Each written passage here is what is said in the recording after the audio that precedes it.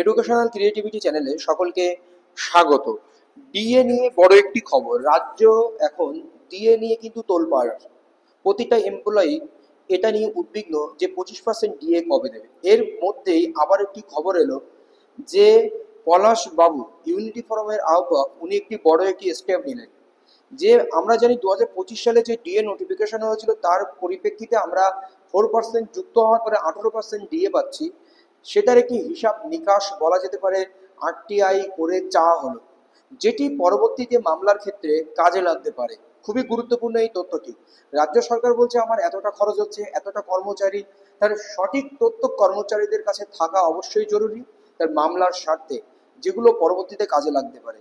হ্যাঁ, একটি কথা বলি আপনাদেরকে, রাজ্য সরকারকে মানে কেন্দ্রীয় হারে ডিএ একদিন দিতেই হবে, যতটা বকেয়া আছে দিতেই হবে, যেভাবে কার্য প্রক্রিয়াগুলো চলছে। তো আমরা এই ভিডিওতে একটু বিষয়গুলো দেখে নেব, চলুন। দেখতে পাচ্ছেন to the SPIO finance audit department information কি চাওয়া হয়েছে। Information under RTI act on grant of dearness allowance to state government employees. তার স্টেট গভর্নমেন্ট এমপ্লয়িজ রয়েছে, একটা employees of government aided educational institution, employees of statutory bodies, government undertaking, panchayat including panchayat कर्म, municipal corporation, municipalities, local bodies, etc. and also dear necessarily to the pensioner, family pensioner, যা family pensioner থেকে শুরু করে যারা pensioner রয়েছে বা যত ধরনের কর্মচারী আছে, স্কুল এডুকেশন থেকে শুরু করে স্ট্যাটিউটারি বডিজ, পিএসসি থেকে শুরু করে পঞ্চায়েত, মিউনিসিপ্যালিটি থেকে শুরু করে লোকাল বডি, সবার জন্য এই তথ্য চাওয়া হচ্ছে এই বিষয়টি। তো এই যে বিষয়টিতে প্রশ্নগুলো রয়েছে সেই প্রশ্ন পর্ব আমরা দেখে নেব, মানে কে করেছেন মামলাটি। I, Polash Dotto, son of late Topon Dotto, citizen, assistant teacher of Saibdanga, Beldanga Junior High School, village, eto. I am to seek the following information under the RTI Act 2005.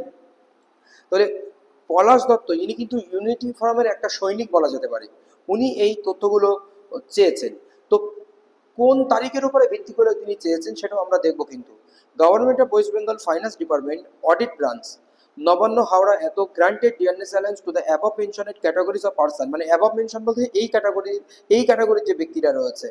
তো mention categories of person vide memorandum at 25/3/2025, 25/3/2025 যে একটা notification হয়েছিল যে আমরা 14% রয়েছে 4% দিয়ে 18% DA করবো, যেটি এফেক্ট হবে মানে 1/4/2025, মানে এপ্রিল মাসের 1 তারিখ থেকে, যে ডিএটা আপনি 2025 সালে পেয়েছেন।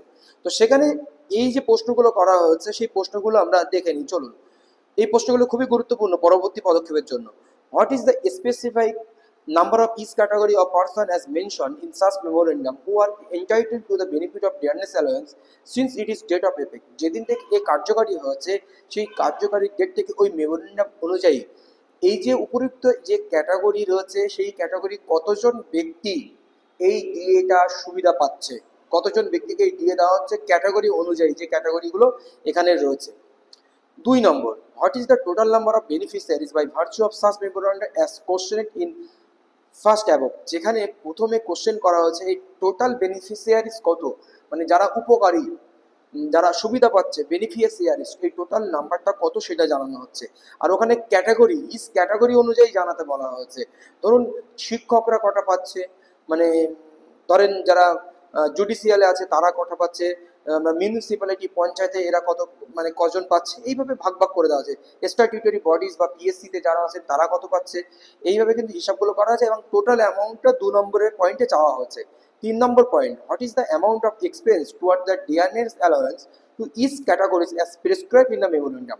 এই মেমোরেন্ডামে যে ক্যাটাগরিগুলো ভুক্ত করা হয়েছে, যুক্ত করা হচ্ছে, তারা মানে কত খরচ হচ্ছে তাদের পিছনে দিয়ে দেওয়ার জন্য সেটা কিন্তু তথ্য চাওয়া হয়েছে। Amount of expense towards the dearness allowance, খুব গুরুত্বপূর্ণ এই পয়েন্টটি।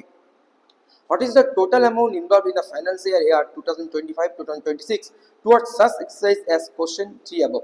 কোশ্চেন 3-তে একই মানে কোশ্চেন করা হয়েছে, কিন্তু এটা ফাইন্যান্সিয়াল ইয়ার 2025-26-এর কথা উল্লেখ করা হয়েছে। কারণ আমরা জানেন যে ফাইন্যান্সিয়াল ইয়ার এপ্রিল থেকে এক প্রকার শুরু হয়, তো তার আগেও তো একটা হিসাব নিকাশ রয়েছে। তো 2025টাই ধরা হচ্ছে, মানে কত অ্যামাউন্ট 25-26 অর্থনৈতিক বর্ষে ধরা হয়েছে এই বিষয়টা।